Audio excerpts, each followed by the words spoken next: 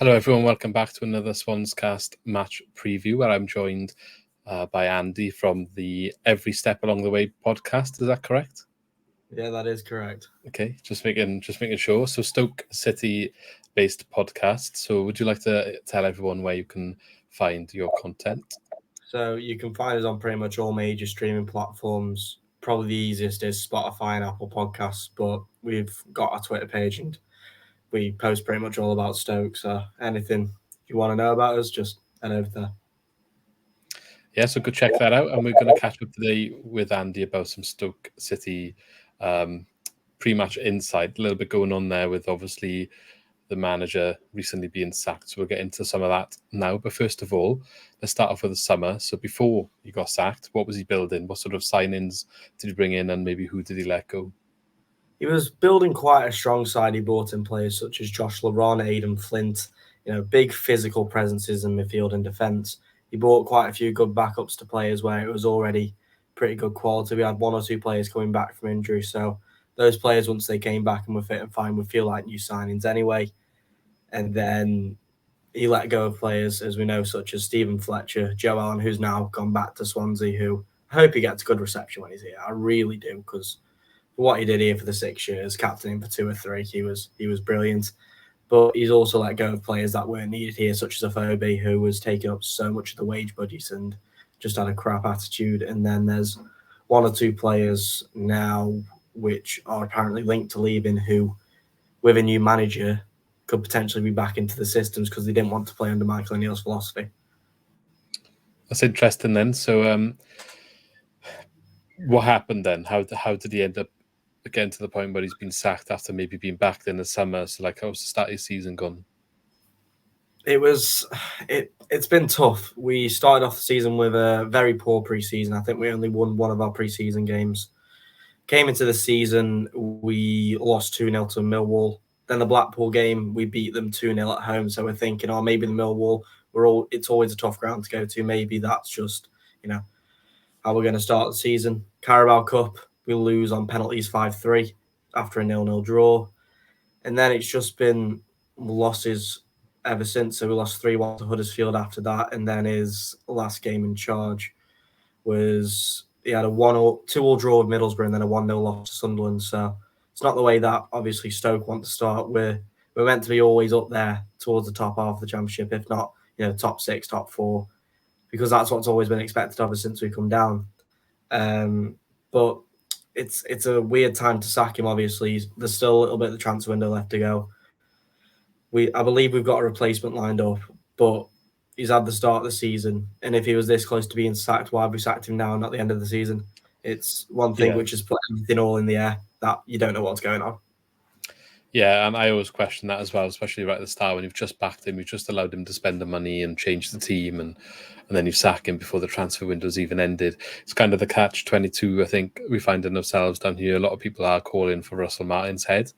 I'm not sure if that's the right direction. Things are not going well on the pitch, but I don't know, like, what's better, to persist and see if you can get through it, or do you change now and then you question the whole summer, really, and it's like you kind of thrown away whatever you had altogether and admitting defeat. But I guess you need a crystal ball to find out what the answer is sometimes. But yeah, who you said you got a manager lined up, so who do you think that's going to be?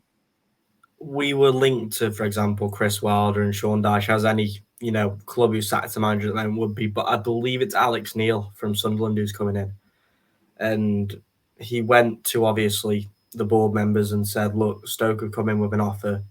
What can you offer to, sort of compensate to that, or can you offer anything more?" But apparently, Alex Neil's not been given the chance to spend this summer for players he wanted. Apparently, he's not been allowed to sort of play his way. And I don't know if these are excuses he's made, but apparently he's already gone into the changing room, said goodbye to the players. And on Saturday, when Dean Holden, our assistant manager, took charge, who's now left the club, basically a few hours after the game, he was there watching us play. So he's watched us, he's seen us win with a completely different system than what we were playing. We've gone from a 5-3-2 to a 4-3-3 with, for example, Dwight Gale playing on left wing, and it worked. So he's seen a good performance, and it's just now about him getting his backroom staff in and getting it all finalised, I believe. Yeah, so a good win against Blackburn. Was it a new? Well, it's not really new manager bounce, but you know what I mean. Was there any of that sort of thing going on? Yeah, it felt like we said this. We were like, "What's Stoke Twitter going to be after the game? If we lose, it's still Michael O'Neill's system, still Michael O'Neill's players, still his tactics. But if we win, it's Michael O'Neill was the problem, and Yeah, too resilient, too stubborn to change from his five back.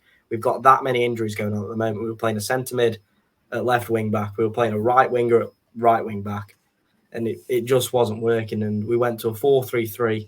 Yes, we did play a right-sided centre back at right back, but it just seemed to work. We dropped Joe Bursick, who's England under-21 goalkeeper, starting, but he's not been confident recently. Gave Jack Bonham the backup goalkeeper a go, and it just seemed everything seemed to gel with the situation we've got at the moment. well, we always catch teams on the wrong side of a manager sacking. They always come the other side and make it difficult for us when we play them. I think it seems to be a trend, and Stoke got a bit of a bogey team for us as well in general. I mean, I'm hoping Sam Clucas isn't going to play because that never ends well. But He's been playing pretty much every game so far this season, and he's not been great, but he's been all right. But whenever he's played against forward teams, he's had that form beforehand. oh well, got that to look forward to then. I remember, guess. Obviously, he's scored against you in pretty much every game that he's played against, and then He just loves it. He loves it. He hates Swansea now. He hates us. It's a bit off topic, but still former teams. I remember when he was so out of favour, Dean Holden took charge because Michael O'Neill had COVID against Hull, and he got 2 assists and he hadn't played all season. So he's one of those players, but I think Aidan Flint might have a bit of a game against you because obviously he played for Cardiff as well. Yeah. He didn't have good games for them against us last year, though. So not that worried about him so much. But Clucas is the one. Okay, so kind of know where Stoke are at the moment then. What players do you think we need to watch out for? Stoke players. If we had a fully fit team, I would have said, for example, Nick Powell, Josh Tyman, probably 2 of the most key players we've got, and Harry Souttar in defence who likes to ball carry. We've at the moment, I would say probably any strikers we're playing, we're really we've got a good attacking threat. So Jacob Brown, Tyrese Campbell, Dwight Gale, Liam Delap, and DeMarjo Wright Phillips will all get used. I can tell you that he's been used every single game of what they've been playing. Defensive wise, Connor Taylor, he's a 19-year-old lad, 6'5", and he's not missed a minute of football all season. He was out on loan at Bristol Rovers. Joey Barton played him, and he's just turned him into a completely different player. So those are probably the key players. And then on the right-hand side, you've got Tariq Foss, who we've bought in loan from Brentford, he's just been clinical. He's 5'8", but he can jump above anyone to get a header. We were after him last summer, and the fans were going nuts when we didn't get him. So I'd imagine if he scores, that's going to be a lovely Twitter evening. But okay, what were Swansea's players then? Which ones of those worry you? Joel Perreault, if he's fit and firing. I've not seen too much of him this season. I don't know whether he's got a knock or whatever, but he doesn't seem like himself he was last season. He's just, it's one of them where it's like, is he going to stay or is he going to go? Maybe after the transfer window closes, if he's still here, he'll start waking up a bit. But he got his first goal against Middlesbrough the other day, penalty. So maybe, I don't even know if he's going to be here Wednesday, to be honest. We can't spend unless he goes, basically. No one knows what's going to happen. Yeah, it's a similar situation with us. We can't spend a single penny. We're using free transfers on the loan market. We can't. They won't even bring in frees. They're saying there's like nothing unless someone goes. Like honestly, it's not a good situation. So one key player I forgot to mention was Lewis Baker. He's captain, key player. You probably saw his goal on the EFL Twitter against Blackburn. He's just he's brilliant. But I feel like whenever a player who's played for us comes down against us, they always have good games. So I feel like Joe Allen's going to have a good game. It would be nice if he does, based on the history with Clucas, and even like I think Joe Allen scored against us in the Premier League when he went to you, and I think Wilfred Boney scored like his only goal for you against us. Wilfred Boney. So it'd be nice if it happens the other way around for a change. Yeah, it's one of them. Obviously, we've had some players already come down to us. So we had Danny Bart and Jack Clark for Sunderland. And unless they score against us or they were super bad for us, we won't give them a bad reception.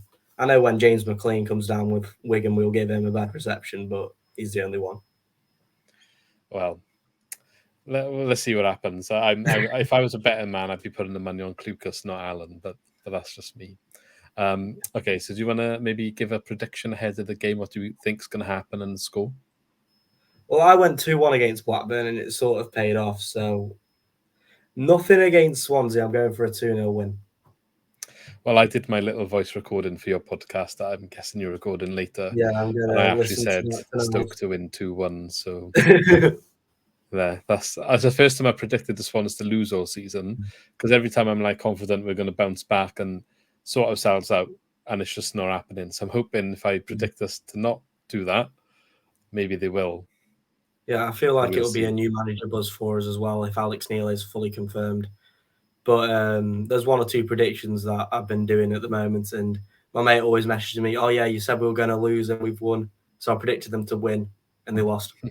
So I'm hoping it's not the same this week for Stoke. Well, I hope it is, but good luck anyway. Good luck for the rest of the season afterwards. Hopefully, you are right in what you say, and I think everyone's expected Stoke to kind of be challenging to get back to the Premier League since you come down, but it just hasn't quite happened so far. But who knows? Maybe the new manager will be the one to do it for you. We can hope so. We can hope so. He got Norwich to the Premier League, I believe. He's obviously gotten Sunderland up from League One to the Championship. So he's a manager who knows about his promotions. Yeah. Well, thank you very much for joining me. Hope your podcast goes well, and everyone go check out every step along the way to check out what they're saying ahead of the Swansea game. See what they think about us.